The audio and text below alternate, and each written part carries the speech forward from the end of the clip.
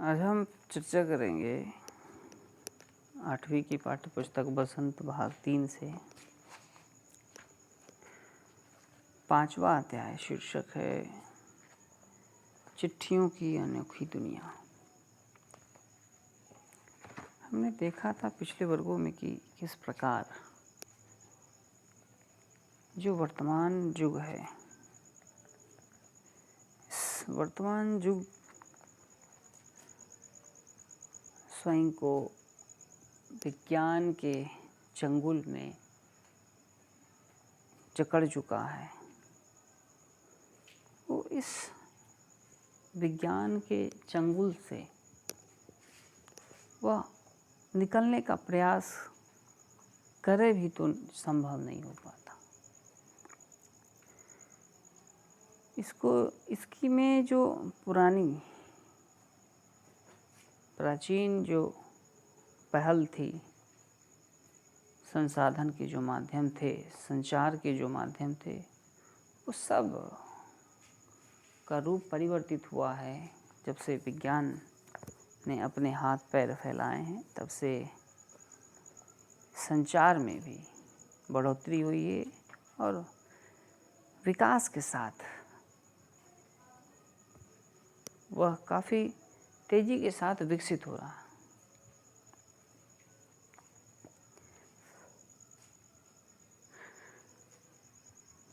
यह भी देखा था हमने कि संचार के माध्यम में बढ़ोतरी होने के कारण जो पत्राचार वो प्रभावित हुआ है, और इस पत्राचार को बढ़ावा देने के लिए, इसे सुरक्षित रखने के लिए बच्चों में, विद्यालय में, बच्चों के पाठ्यक्रम में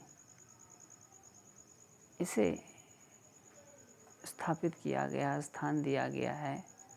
और 1976 से एक संस्था चलाई गई जिसमें 16 वर्ष से कम उम्र के बच्चे इसमें भाग लेकर, इस प्रतियोगिता में भाग लेकर उपहार के पात्र बने।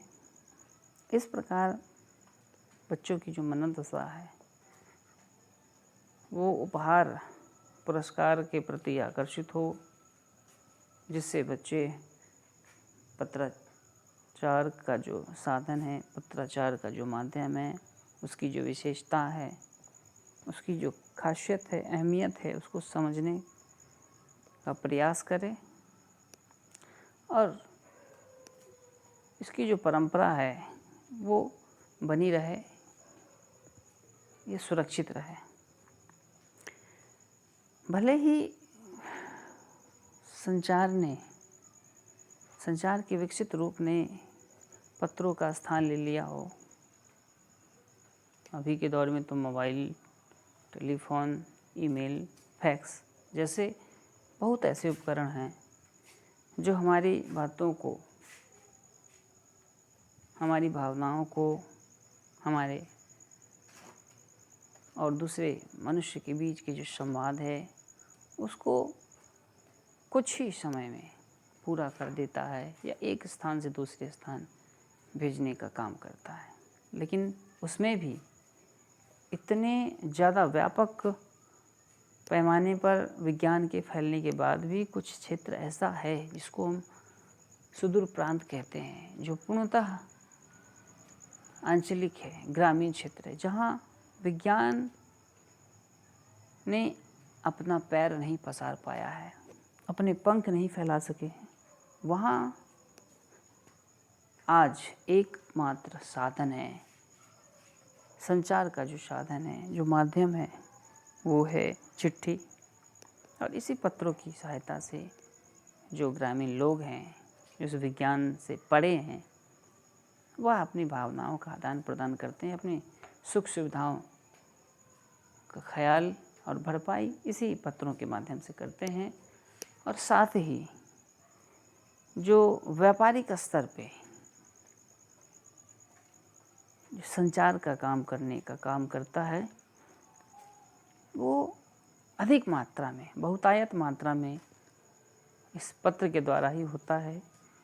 और इस प्रकार जो एक व्यावहारिक डाक है वो इस बड़े से क्षेत्रफल व्यापार स्तर पे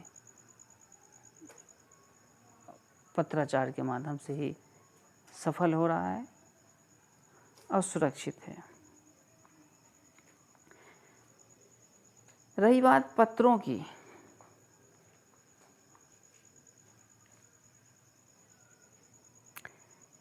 तो गहराई से अगर देखा जाए तो ऐसा कोई व्यक्ति नहीं जिसने कभी किसी को किसी प्रकार का पत्र न लिखा हो,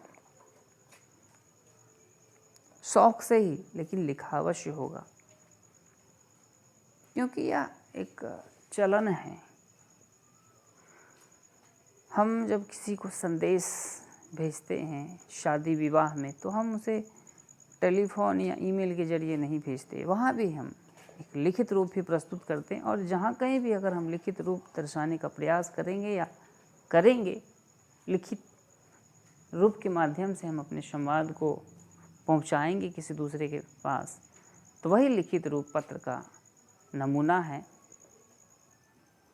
तो हर व्यक्ति अपने जीवन में कहीं न कहीं किसी व्यक्ति को पत्र अवश्य लिखा होता है।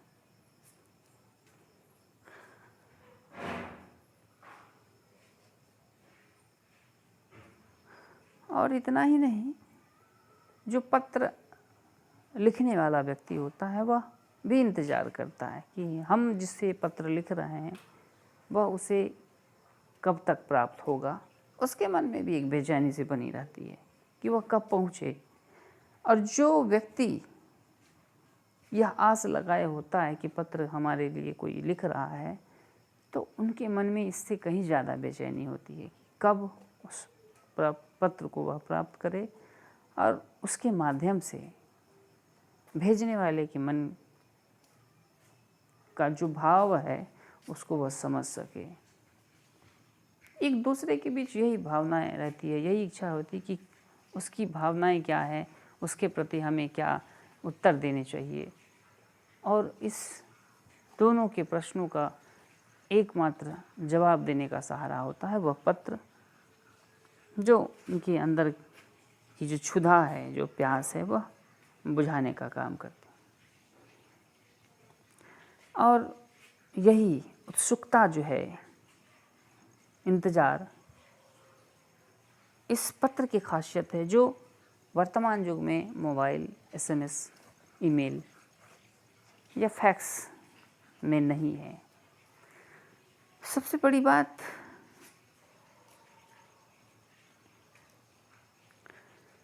कि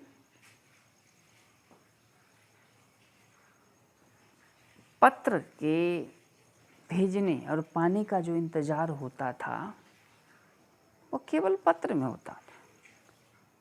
पत्र जब से धीरे धीरे गायब होने लगा है, उसका चलन जो धूमिल होते गया, तब से लोगों के अंदर की जो एक जिज्ञासा है, एक उत्सुकता है, एक प्रतीक्षा है, वह भी समाप्त होने लगा है। उसकी भी संस्कृति समाप्त होने लगी है। पत्र स्वयं के साथ साथ इस प्रतीक्षा की घड़ी को भी अपने साथ दफन कर लिया है।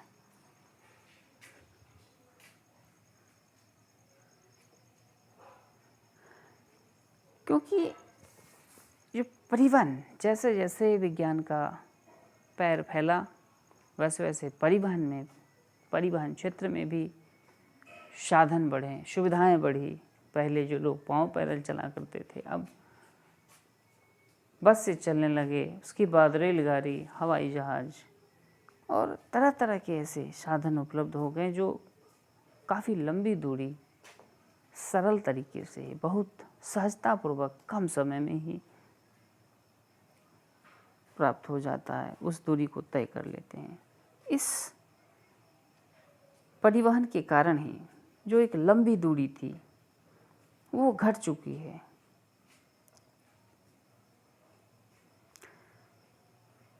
लोगों के लिए एकमात्र पहले जो है वो संचार का साधन था, अकेला वह साधन था जिसको हम चिट्ठी कहते हैं। लेकिन आज जो देखें तो इतना वो विकसित हो गया है कि किसी एक के सहारे हम अपने संवाद को, अपने भाव को भेजना पसंद नहीं करते। हम संचार के जो अलग अलग उपकरण हैं, अलग अलग जो माध्यम है, अलग अलग जो साधन है, हम उसका सहारा लेते हैं। हम किसी एक पर टिक के नहीं रहते हैं। हमारे पास अनेकों विकल्प हैं, लेकिन पहले केवल और केवल एक ही साधन हुआ करता था।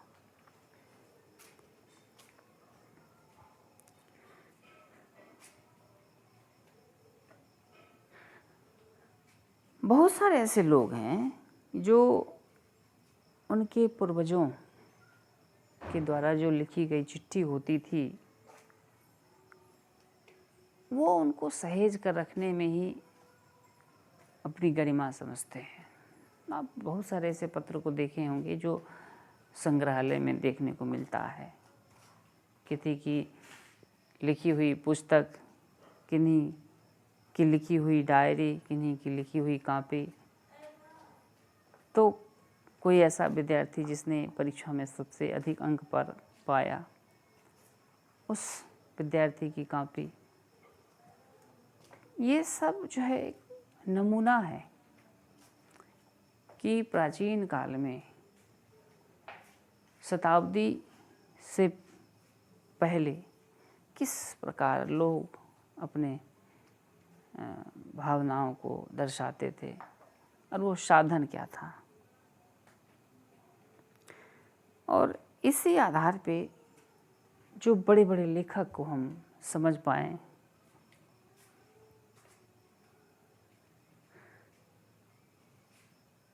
इस पत्र के आधार पे ही बहुत सारी रचनाएं हुई, सिनेमा बने और पत्र के आधार से ही बहुत सारी कहानी, नाटक, उपन्यास का निर्माण हुआ।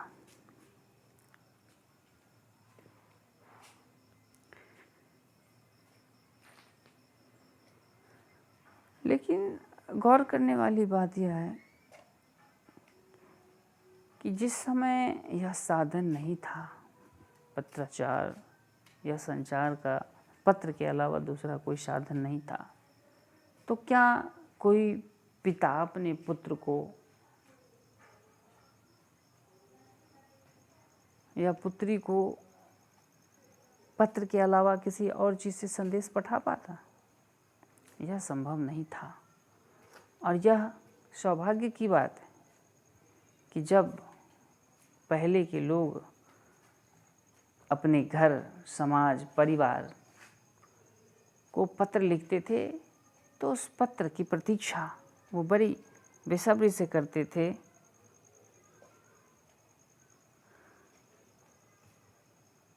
पंडित नेहरू अपनी पुत्री इंदिरा गांधी को फ़ोन करते, अगर वर्तमान युग में वो होते,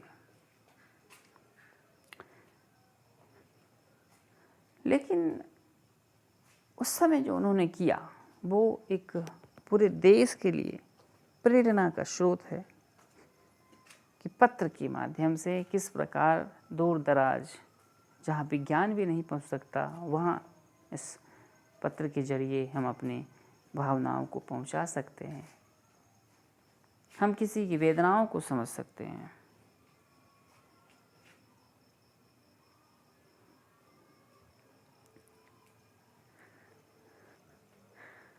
आप पत्र को तो सहेज कर रख सकते हैं लंबे समय तक। जब हम उसे देखेंगे तब हमें वो जो घटनाएं वो याद आती रहेगी, चाहे सुख हो या दुख, हम उसको अपने जीवन में थोड़ी देर के लिए उतार कर उसका अनुभव करेंगे, उसका आनंद लेंगे।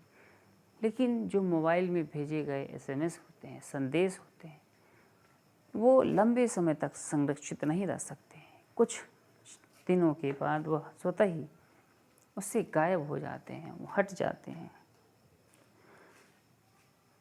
इस प्रकार जो वर्तमान स्थिति है भूलने की और विलुप्त होने की, वो उस पत्र के तुलना में बहुत ही कमज़ोर है।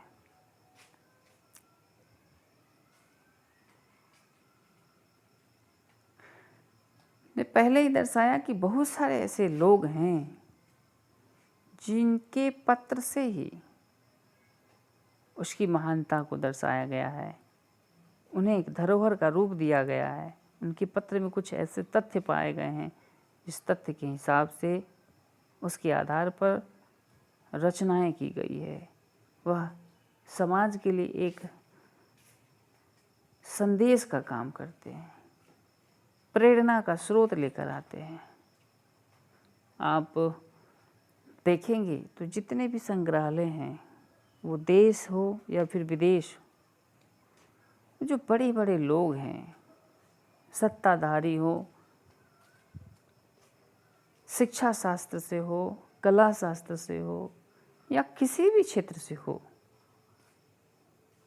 उनके द्वारा जो लिखे गए पत्र होते थे, जो एक बड़े ओहदे पर, बड़े स्तर पर जिन व्यक्तियों का नाम चलता था, उनके द्वारा जो पत्र लिखा जाता था, उन पत्रों को आज भी उस विश्व के संग्रहालयों में इकट्ठा करके रखा गया है, उस नमूने के तौर पे, उस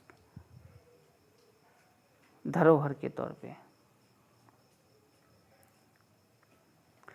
और इस पत्र को पढ़ने के बाद ही हम समझ पाते हैं कि देश में उस समय किस प्रकार का हालात था, किस प्रकार की स्थिति थी, लोगों के मन में एक दूसरे के प्रति किस प्रकार की भावनाएं थी।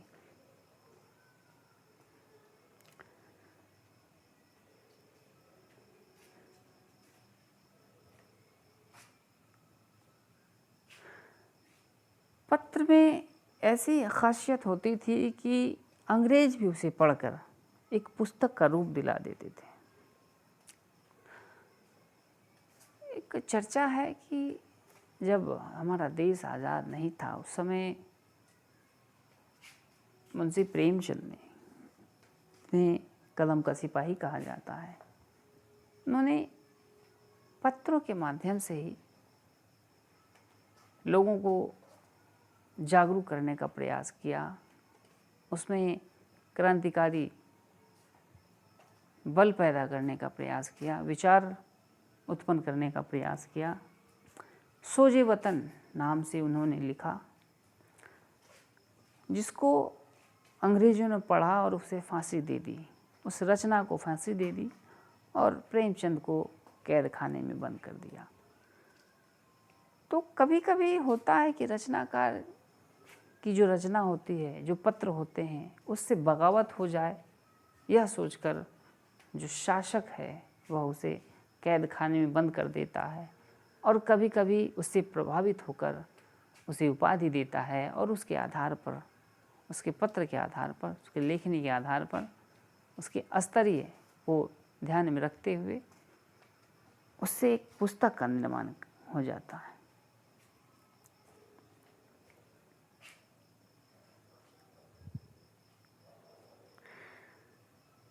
इन पत्रों से साबित किया गया है कि संग्राम कितनी ज़मीनी मजबूती लिए हुए था।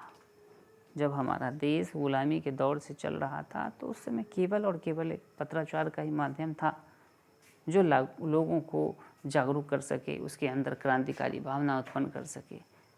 चूँकि ऐसा इसलिए कि इकट्ठा होना, 8-10 लोगों का एक समूह होना, वो संभव नहीं था। अगर ऐसा करते हैं तो जो अंग्रेज़ी हुकूमत थी वह उसको पकड़कर जेल में डाल देती थी, और जो ये एक योजना थी वो विफल हो जाती थी।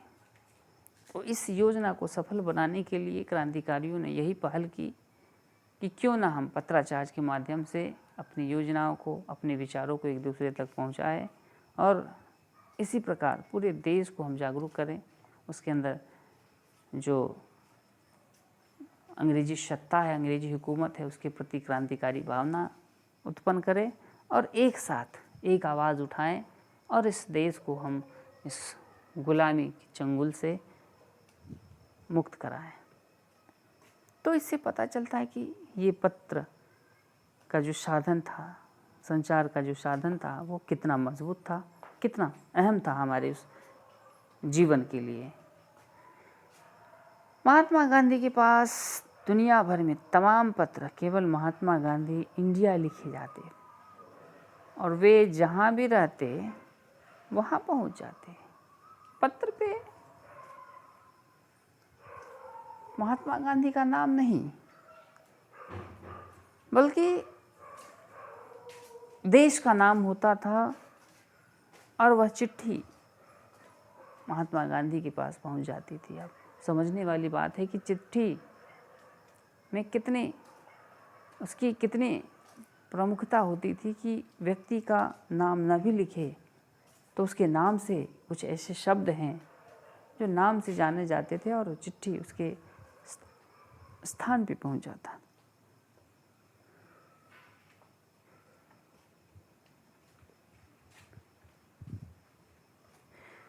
और बहुत सारे ऐसे महान हस्ती हुए, क्रांतिकारी हुए, जिनके साथ भी यही बातें हुई। चिट्ठी उनके नाम से नहीं बल्कि कुछ ऐसे उपनाम से लिखा जाता था जो उनके पास पहुंच जाया करता है।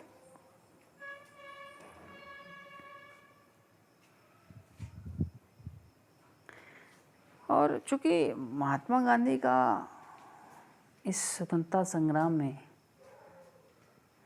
सबसे बड़ा हाथ था, अहम भूमिका थी, इसे राष्ट्रपिता कहा गया, तो इनके नाम से लाखों की संख्या में देश विदेश से चिट्ठियाँ आया करती।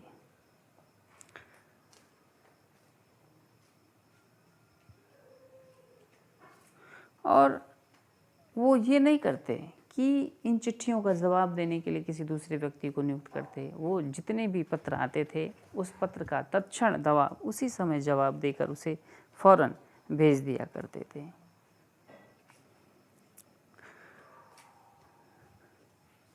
और कहते हैं कि जब एक हाथ उनका दुख जाता था लिखते लिखते तो वह दूसरे हाथ का भी प्रयोग करते थे, अर्थात वह दोनों हाथ से लिखते थे।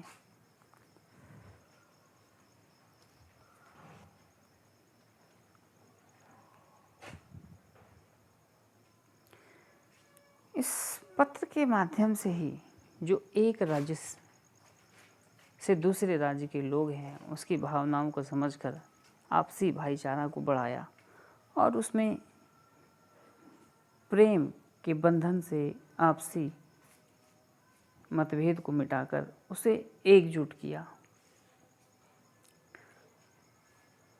और इसी पत्रों के माध्यम से ही बहुत सारी रचनाएं हुई, बहुत सारी पुस्तकों का निर्माण हुआ। इस पत्र को किसी दस्तावेज से कम नहीं आंका जा सकता।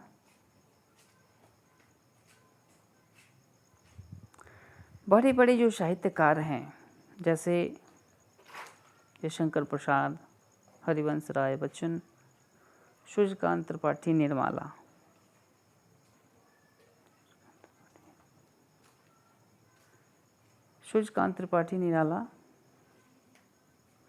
ये सब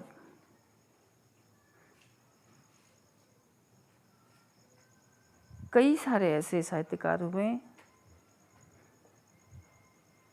जिन्होंने पत्र के माध्यम से ही बहुत सारी पुस्तकों का निर्माण किया और उसके पत्र के आधार पर ही बहुत सारी पुस्तकें लिखी गई।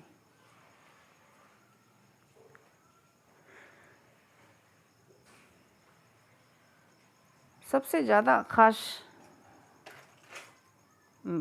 जाने गए मुंशी प्रेमचंद, जो किन्हीं के भी प्रश्नों का जवाब अपने पत्रों के माध्यम से एक अनूठे तरीके से देते थे।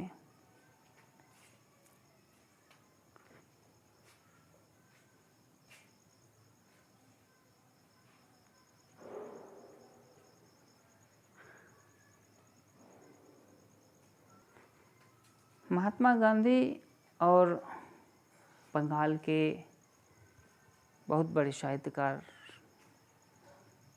रविन्द्रनाथ टैगोर के बीच जो संवाद हुआ करता था, उन सभी संवादों का साधन था पत्राचार, और उस पत्राचार को संग्रहित कर उसको पढ़ने के बाद पता चलता है कि उन लोगों के बीच किस तरह की मनोस्थिति थी, देश के प्रति वह क्या सोचते थे। ये परंपरा काफ़ी पुरानी है। पत्राचार का जो एक साधन है, माध्यम है, वो काफ़ी पुराना है। और ये जब तक गुलाम थे हम, हमारा देश जब तक गुलाम था, तब तक इसका विकास नहीं हो पाया था। इस पे भी पाबंदियाँ लगी हुई थी। लेकिन जब हमारा देश स्वतंत्र हुआ, तब से हम मनुष्य के साथ साथ जो हमारी गतिविधियाँ हैं, जो हमारे साधन हैं, वह भी स्वतंत्र हो गए। और चिट्ठी पत्री का दौर जो है वो काफ़ी तेज हो गया। खुलकर सभी व्यक्तिगत या सामाजिक या फिर सरकारी, इन सभी क्षेत्र में अपना एक बहुत अच्छा प्रदर्शन करने लगा। इस पत्र के माध्यम से इन सभी क्षेत्रों में एक संबंध स्थापित होने लगा। और सबसे ज़्यादा जो इनका इनकलाब रहा वो डाक विभाग में रहा।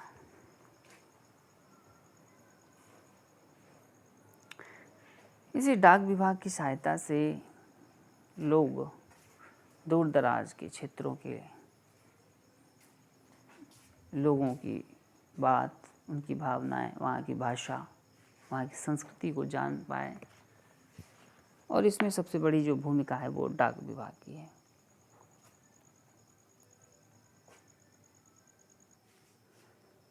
पत्र की सबसे बड़ी बात, उसकी जो खासियत है कि वह लोगों को आपस में जोड़ने का काम करती है, चाहे भाषायिक स्तर पे हो, भावनात्मक स्तर पे हो, या क्षेत्रीय जो एक संस्कृति होती है उस स्तर पे हो। ये प्रत्येक गांव, प्रत्येक शहर के प्रत्येक घर में पहुंच जाता है।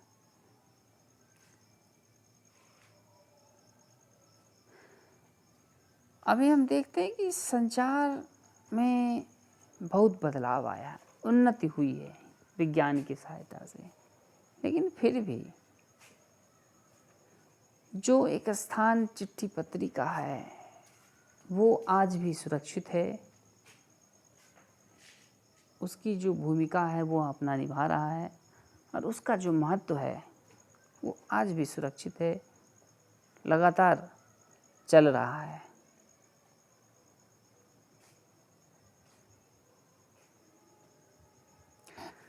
चाहे शहर में बड़े बड़े इमारत में रहने वाले लोग हों, आलीशान बंगले के निवासी हों, या फिर जो गरीबों की बस्ती, झोपड़पट्टियों में रहने वाले वो जो दुर्लभ मजदूर हों, जंगलों से घिरे हुए गांव, या फिर बर्फबारी पहाड़ों के बीच पहाड़ी लोग हों, समुद्र के तट पे रहने वाले वो मछुआरे हों,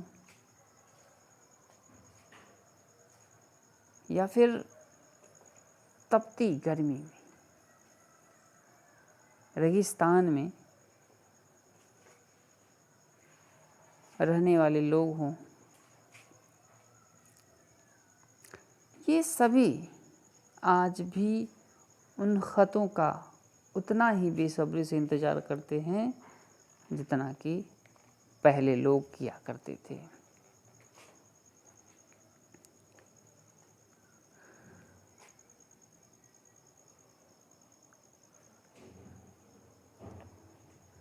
और ये कोई 100 सैकड़ा की संख्या में नहीं है,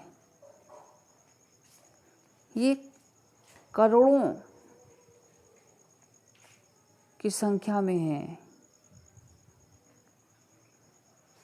जो भारतवर्ष के जो ग्रामीण क्षेत्र के लोग हैं या फिर जहाँ पर विज्ञान ने अपना पैर नहीं फैलाया है या नहीं फैला सका है, उस क्षेत्र में ये पत्राचार जो है ये अपना वर्चस्व दिखा रहा है। प्रत्येक दिन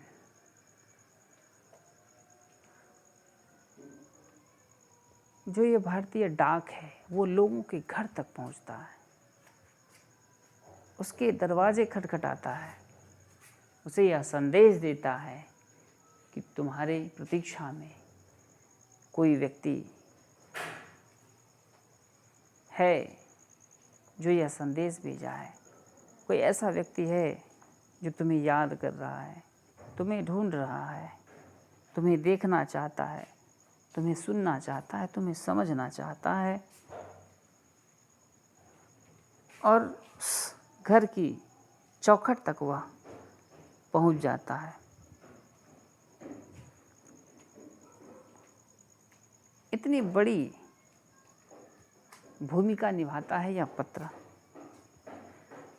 जहाँ विज्ञान नहीं पहुंच पाया वहाँ यह पत्र पहुंच जाता है।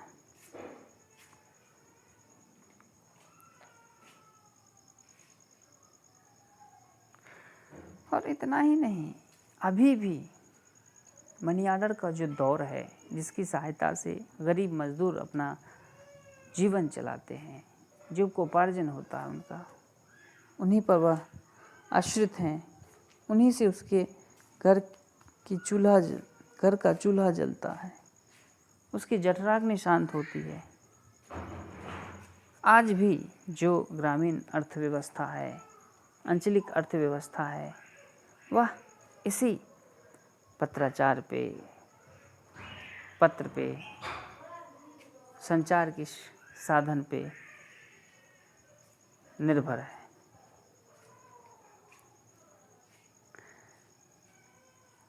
गांव हो या गरीब बस्ती,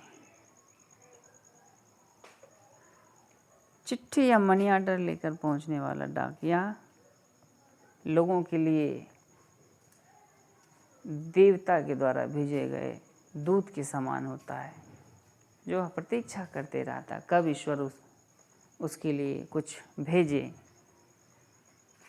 किसी को भेजे जो उसके जीवन का उद्धार करे, उसके कष्टों का निवारण करे, उसके लिए कुछ अन्न दे, पैसा दे।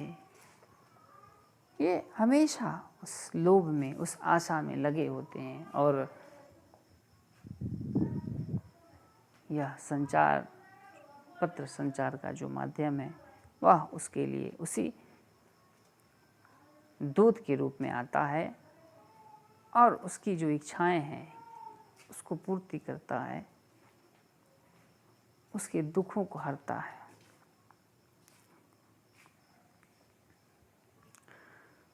बड़ा प्रसन्न होता है जब डाकिये को हम देखते हैं या फिर कोई देखता है, उसको ऐसा लगता है कि हमारे मन की जो जिज्ञासा है,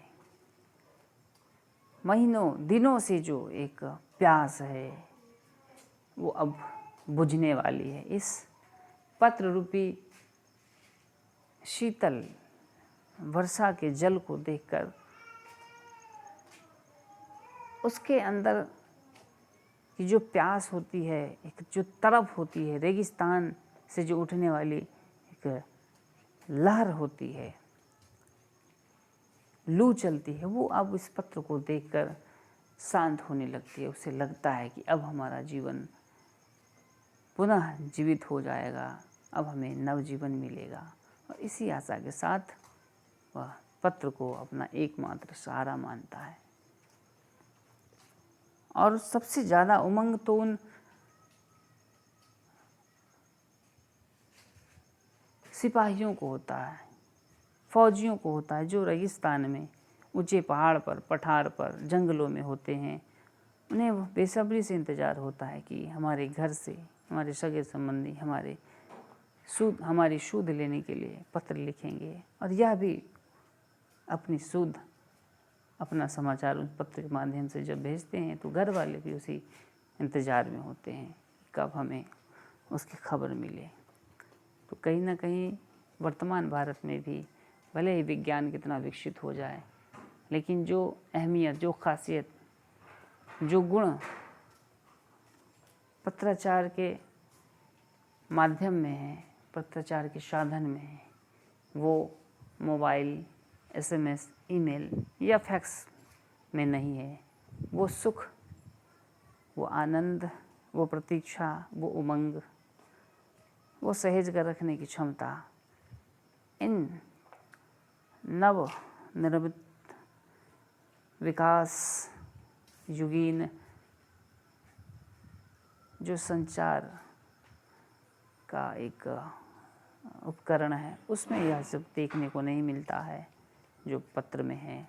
पत्र में लोग अपनी आशाएं, पत्र के प्रति आशाएं जोड़े रहता है। पत्र से उसके बीते हुए पल जुड़े होते हैं, उसे वह हमेशा के लिए जीवित रख सकता है, संजो के रखता है, ताकि आने वाली जो पीढ़ी है उसे देखकर अनुभव करे कि किस प्रकार व्यक्ति अपनी भावनाओं का आदान प्रदान करता था, और उसकी जो अहमियत है, उसकी जो खासियत है, उसका जो स्थान है, उसकी जो परंपरा है, जो संस्कृति है, जो धरोहर है, वो आज का वर्तमान युग का जो विकसित रूप है, विज्ञान का, संचार का जो विकसित रूप है, जो नए नए उपकरण हैं, उसके स्थान को लेना बड़ा दुर्लभ है। इसीलिए पत्राचार जो है एक अनूठा साधन है संचार का।